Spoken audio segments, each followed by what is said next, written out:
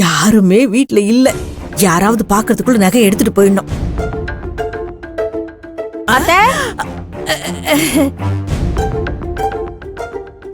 என்ன மகா?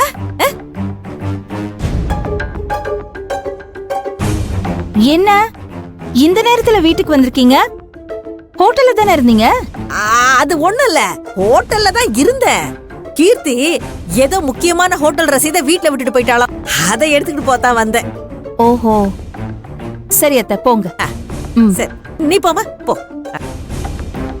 இவளுக்கு மூக்குல வேர்த்துரும். வந்து என்ன நோண்டுவான்.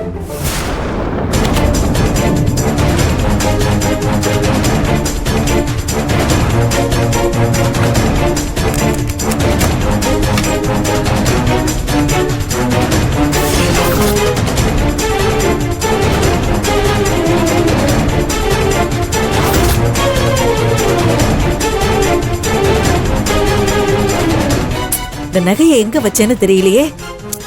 அவசரத்துக்கு கைக்கு கிடைக்காது.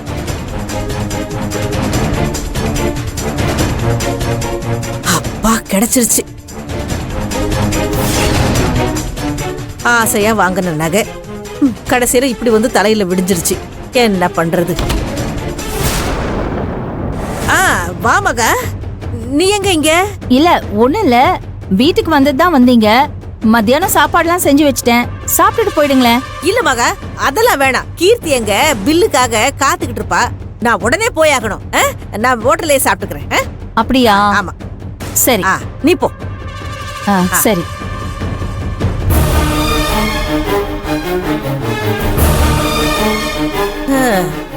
அப்பா அப்படியே என்னமோ பெருசா விருந்து வச்சிட போறா. அதே சாம்பார், அதே பொரியல், அதே ரசம் தான். இதுல வேற பாசமா கூப்பிட வந்துட்டேன். ஐயோ, இந்த நகையை எடுத்துட்டு சீக்கிரம் கிளம்பணுமே. அந்த கான்ஸ்டபிள் வேற வெளியில நிக்கிறா.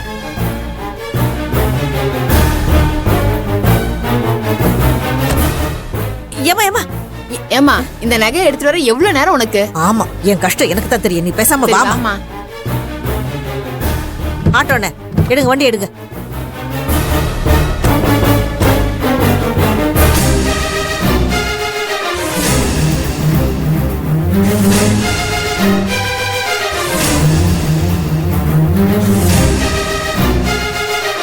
சரியா போச்சு. கடைசியில திருட்டு போன நகை ஒரே குடும்பத்துக்குள்ள கை மாறி இருக்கு. இத நான் கொஞ்சம் கூட எதிர்பார்க்கல.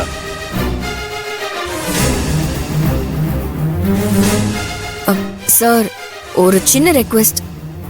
சொல்லுமா, நான் என்ன பண்ணணும்? இந்த விஷயத்தை பொறுத்த வரைக்கும் அந்த திருடனுங்களை வார்ன் பண்ணிட்டு ரிலீஸ் பண்ணிடுங்க சார். கேஸ் எதுவும் போட வேண்டாம். ஏங்க என்னங்க என்ன பேசுறீங்க? கேஸ் வேணானா என்ன அர்த்தம்? வேலு, தயவு செஞ்சு புரிஞ்சுக்கோங்க.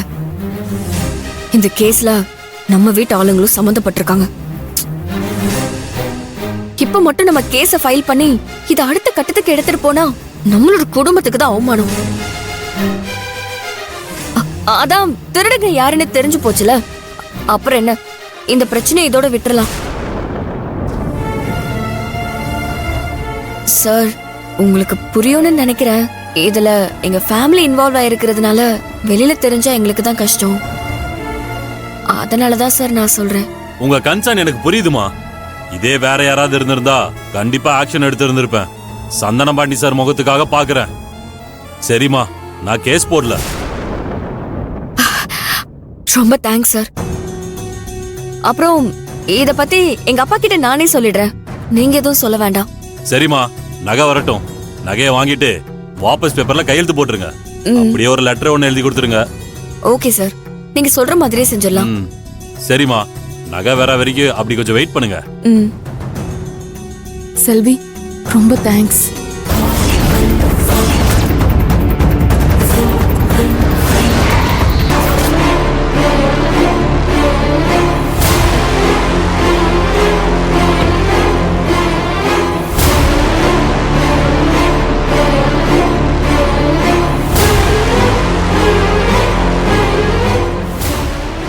வேலுவோட பைக்கு.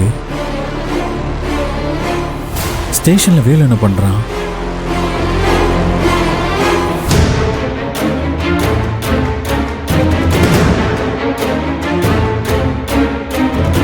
செல்வி, என்ன எங்க கூட்டிட்டு போற?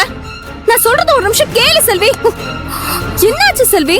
அதான் அம்மா நகை எடுக்க போயிருக்காங்கல்ல, அப்புறம் எதுக்கு நீ கோவமா இருக்க?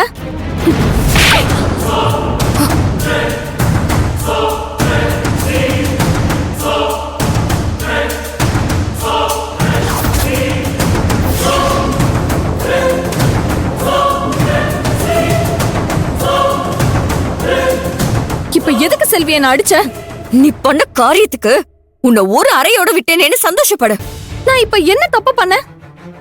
ஏதோ திருட்டு நகையை தெரியாம வாங்கிட்டேன், அதுக்கு போய் புள்ளத்தாச்சுன்னு கூட பக்கமா கை நீட்டுவியா? ஏய், ரொம்ப நடிக்காத. திருட்டு நகையை தெரியாம வாங்கின சரி, ஆனா அந்த நகையை வாங்குறதுக்கு உனக்கு பணம் எங்க இருந்து வந்தது?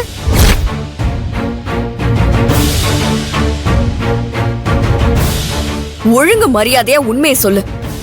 இந்த நகையை வாங்குறதுக்கு உனக்கு ஏது பணம்? அந்த 4 லட்சம் உனக்கு எப்படி வந்தது?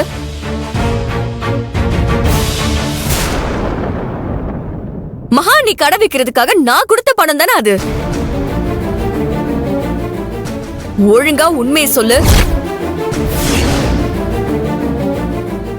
ஏங்க, இதை இவங்க வாயால வேற சொல்லி கேட்கணுமா? நிச்சயமா அந்த பணம் நாம கொடுத்த பணம் தாங்க. ஐயோ, என்ன நீங்க 2 பேரும் என் மேல தேவையில்லாம இந்த மாதிரி பழி போடுறீங்க? ஹே, நீ மட்டும் இப்போ உண்மையை சொல்லல, இந்த கேஸ வாபஸ் வாங்கவே மாட்டேன். இப்ப என்கிட்ட வாங்கினல அதே அறையா உள்ள லேடிஸ் போலீஸ் இருக்காங்கல்ல, அவங்க கிட்ட வாங்குவேன். அவங்க உனக்கு நல்லா கொடுப்பாங்க. எப்படி வசதி? அவங்க உன்னை அடிக்கிற அடியில உன் வாயில இருந்து உண்மையை வர வைக்காம விட மாட்டாங்க. அப்புறம் நீயும் உங்க அம்மாவும் ஜெயில உட்காந்து களி சாப்பிட வேண்டியதான். எப்படி? ஜெயில உட்காந்து களி சாப்பிட போறியா? வேண்டாம் செல்வி, நீ அப்படி மட்டும் பண்ணிராத. நான் எல்லாம் உண்மையை சொல்லிடுறேன். சொல்லு. அது வந்து அது ஏய், இப்ப நீ சொல்ல போறியா இல்லையா? சொல்லிடுறேன் செல்வி, எல்லாம் உண்மையை சொல்லிடுறேன். நீ மகா அன்னைக்கு கொடுத்த பணத்துல தான் நாங்க இந்த நகையை வாங்கணும்.